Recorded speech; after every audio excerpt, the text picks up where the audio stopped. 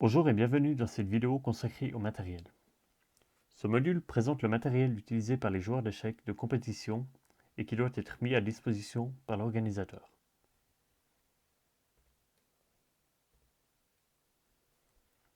Pour le joueur d'échecs lui-même, c'est très simple. Le seul équipement à prendre avec soi est un stylo. Il est fréquent que les organisateurs mettent une réserve de stylos à disposition, mais ce n'est pas une obligation. En avoir un ou deux sur soi devrait être de la responsabilité de chaque joueur. D'autres pays ont des coutumes différentes. Aux États-Unis, par exemple, il est courant que les joueurs doivent amener leur propre échiquier, pendule, etc. En Europe, il est d'usage que l'organisateur du tournoi mette à disposition tout le matériel de jeu.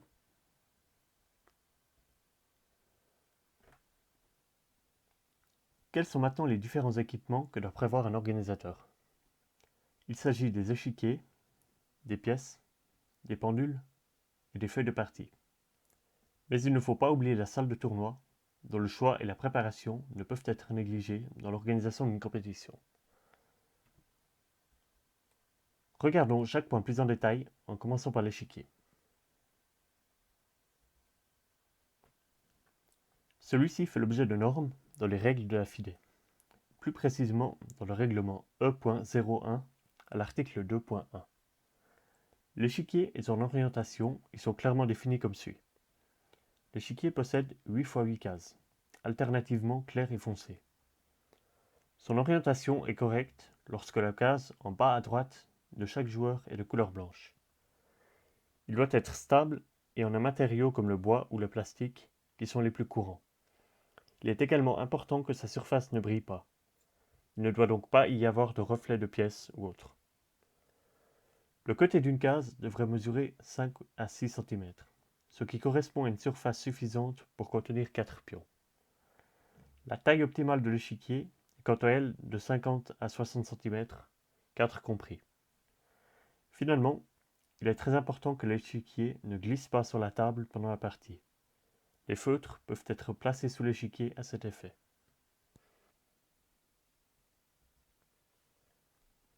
Voici quelques exemples d'échiquiers. À gauche, un échiquier enroulable. C'est un format populaire mais peu pratique car l'échiquier peut se déformer avec le temps et s'enrouler sur la table. Ou alors, les coins peuvent se redresser. Il n'est ainsi pas très recommandé pour la compétition. Les échiquiers pliables, comme ici au centre, sont beaucoup plus adaptés. Les échiquiers en bois, comme à droite, sont également excellents. Au niveau du prix, il faut généralement compter jusqu'à 20 francs pour un modèle en plastique, jusqu'à 80 francs ou plus selon la qualité pour un échiquier en bois. Pour les pièces également, les prescriptions sont relativement claires. Selon les règles FIDE, elles doivent être en bois, plastique ou imitation de ces matériaux, du moins pour le bois. Elles doivent être de style Staunden, facilement différenciable et stable, c'est-à-dire lestées, donc alourdies à la base de la pièce, afin de ne pas tomber au moindre contact durant la partie. Les pièces doivent être agréables à déplacer. Il y a généralement du feutre sous la pièce pour éviter de racler l'échiquier et faciliter le déplacement. Et comme pour l'échiquier, les pièces ne doivent pas être brillantes mais neutres afin de limiter les reflets gênants.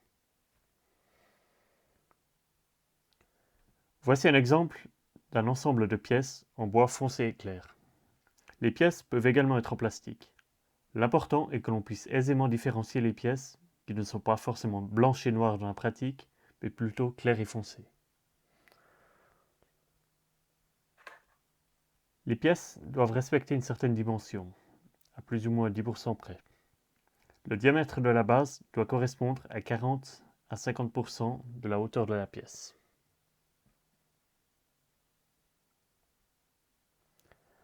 Nous avons ici quelques exemples de jeux de pièces. Des ensembles en plastique sur la gauche, ainsi que divers ensembles en bois, ici au centre et à droite. Les prix peuvent varier de 20 francs à plusieurs centaines de francs par ensemble.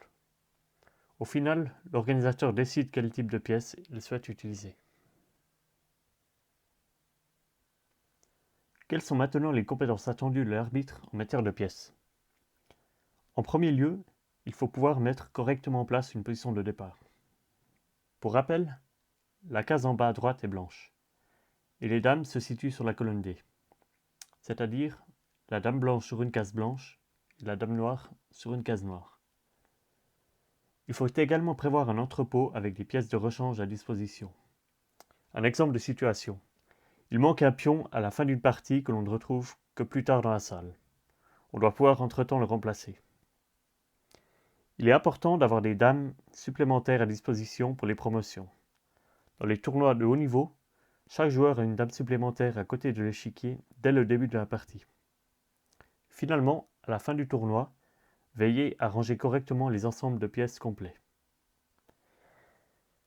Idéalement, il faudrait pouvoir trier les jeux de pièces de différents types et ne pas mélanger pièces en bois et plastique, des pièces blanches et des pièces de couleur crème, par exemple.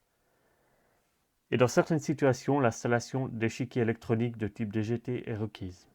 Mais plus à ce sujet dans une prochaine vidéo.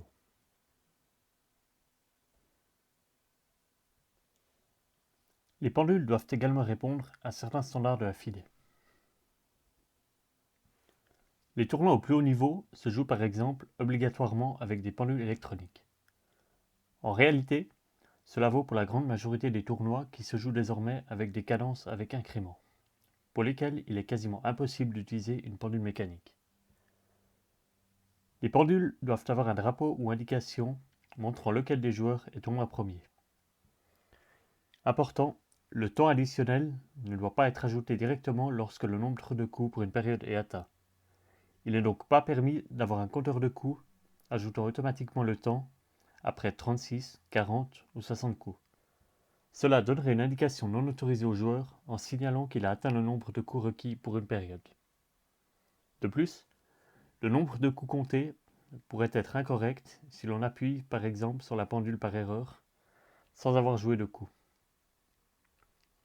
L'écran devrait être visible de l'arbitre d'une distance de 3 mètres. On devrait voir quel joueur a le trait depuis une distance de 10 mètres. On attend d'un directeur de tournoi ou d'un arbitre qu'il puisse effectuer une correction en moins d'1 minute. Finalement, une batterie faible devrait permettre de jouer encore 10 heures, au moins le temps de terminer une partie en cours.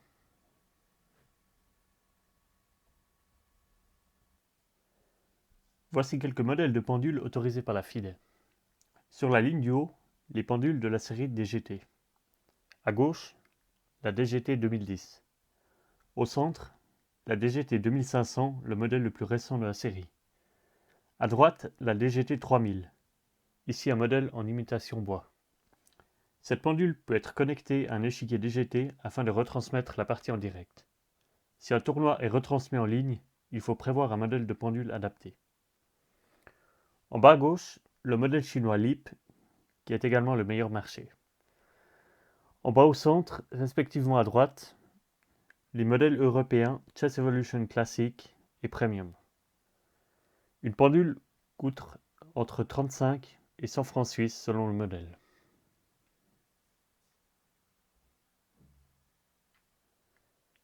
Les pendules autorisées par la FIDE doivent proposer une série de cadences préprogrammées afin que les arbitres puissent régler ces pendules le plus rapidement possible. L'une des cadences standards pour les tournois de très haut niveau est la suivante. 100 minutes pour 40 coups, suivi de 50 minutes pour 20 coups, puis 15 minutes pour terminer la partie, avec un incrément de 30 secondes dès le premier coup. Une cadence lente classique dans de nombreux tournois est 90 minutes pour 40 coups, suivi de 30 minutes pour le reste de la partie, avec 30 secondes par coup dès le premier coup. Une cadence habituelle pour les parties rapides est 15 minutes plus 10 secondes par coup.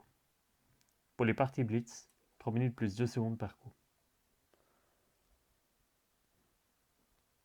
Des cadences similaires sont utilisées dans les tournois de la FSE. Par exemple, pour les parties lentes de CSE, qui se jouent le week-end, ou le CSG ainsi que le CSI, la cadence est de 90 minutes pour 40 coups, suivi de 30 minutes pour le reste de la partie, avec 30 secondes d'incrément dès le premier coup. Les parties de CSE jouées en semaine utilisent la cadence de 90 minutes pour 36 coups, suivi de 30 minutes pour finir la partie, ici sans incrément. Ces parties peuvent également se jouer avec des pendules mécaniques. Les parties de CSE, Ligue nationale A et Ligue nationale B utilisent la même cadence que les tournois de haut niveau de la FIDE, c'est-à-dire 40 coups en 100 minutes, suivi de 20 coups en 50 minutes, puis 15 minutes pour le reste de la partie, avec 30 secondes d'incrément dès le premier coup. Pour le tournoi fédéral, cette cadence est également préprogrammée. Il s'agit de 90 minutes plus 30 secondes par coup.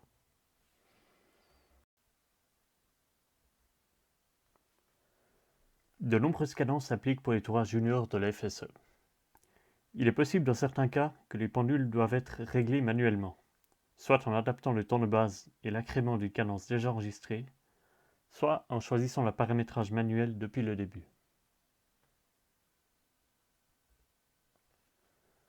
Quelles sont les attentes pour un arbitre en ce qui concerne les pendules? L'arbitre doit maîtriser les manipulations de base, comme allumer, éteindre la pendule et changer les piles. Il doit pouvoir régler la bonne cadence, démarrer ou arrêter une pendule. Il faut pouvoir remplacer rapidement une pendule défectueuse, par exemple une pendule qui s'éteint soudainement, par une pendule de réserve. Parmi les manipulations avancées, ce qu'on attend donc d'un arbitre national, il s'agit de régler des cadences spéciales qui ne sont pas déjà programmées sur la pendule et effectuer des corrections, ajouter, enlever du temps à un joueur. Pour ces corrections, on attend de l'arbitre qu'il les effectue dans un délai d'1 minute tout au plus. Pour les experts, par exemple l'arbitre principal, il faudrait être capable de reconstituer l'état d'une pendule si elle s'arrête, c'est-à-dire régler le temps précis et le nombre de coups. L'opération devrait durer au plus entre 1 et 2 minutes. Autre élément important dans les tournois, la feuille de partie, ou également appelée formulaire de notation.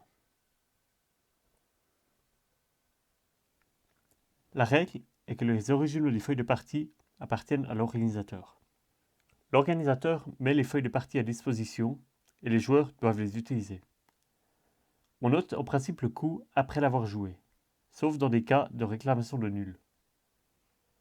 La feuille de partie sert également à noter certaines informations importantes. Proposition de nul, que l'on note avec un signe égal entre parenthèses, ou éventuellement une réclamation de nul par répétition.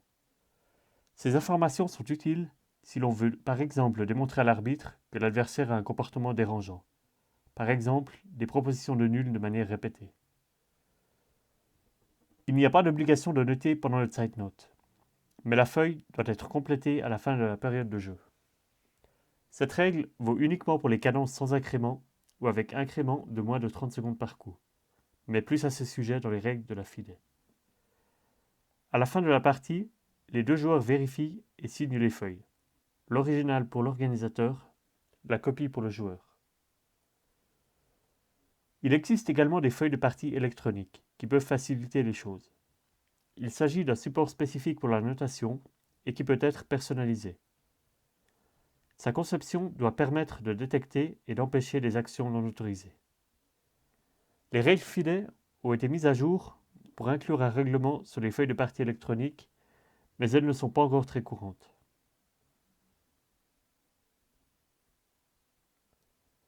Une feuille de partie ressemble à cela.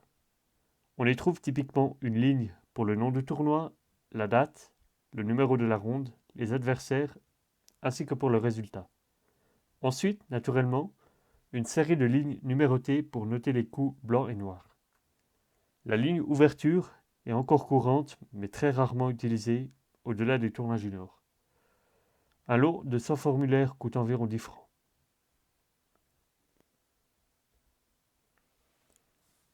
Quelles sont les compétences attendues de l'arbitre en matière de feuilles de partie? L'arbitre doit vérifier toutes les 15-20 minutes que tous les participants respectent l'obligation de noter. Il doit prévoir des feuilles de réserve. Exemple de situation, certaines parties se jouent rapidement et les joueurs arrivent vite au bout de leur feuille, ou alors un joueur a fait des ratures et souhaite une nouvelle feuille, ou l'adversaire s'est assis au mauvais échiquier et a commencé à remplir sa feuille, etc. En cas de side note, il est important que l'arbitre ne retourne pas la feuille au 41e coup, mais continue de noter les coups sur la ligne 1. Mieux, commencer directement à la première ligne. Cela évite de donner des indications aux joueurs sur le nombre de coups joués ou de signaler que le contrôle de temps est passé. Si un joueur pose la question, il ne faut pas donner d'indication et laisser la partie se poursuivre. Il existe des formulaires spéciaux pour les arbitres leur permettant de noter l'état des parties, temps et le nombre de coups de chaque joueur, lors de rondes de contrôle. Cela facilite la reconstruction en cas d'arrêt de la pendule. La configuration de la salle de tournoi fait aussi l'objet de prescriptions de la FIDE. Il est recommandé que la luminosité de la salle soit d'environ 800 lux, si nécessaire en l'adaptant aux conditions extérieures durant la partie. La salle ne devrait pas être bruyante, idéalement avec tapis, murs et plafonds insonorisés, mais évitez le parquet. Chaque joueur devrait avoir suffisamment d'espace, 2 à 4 mètres carrés par personne, avec une distance suffisante entre les joueurs et les spectateurs pour éviter la distraction. Les tables devraient être suffisamment grandes et séparées entre elles d'environ 3 mètres. Il est préférable de ne pas mettre de table à l'entrée de la salle pour assurer les mêmes conditions à tous les participants et éviter que certains participants soient dérangés par le bruit.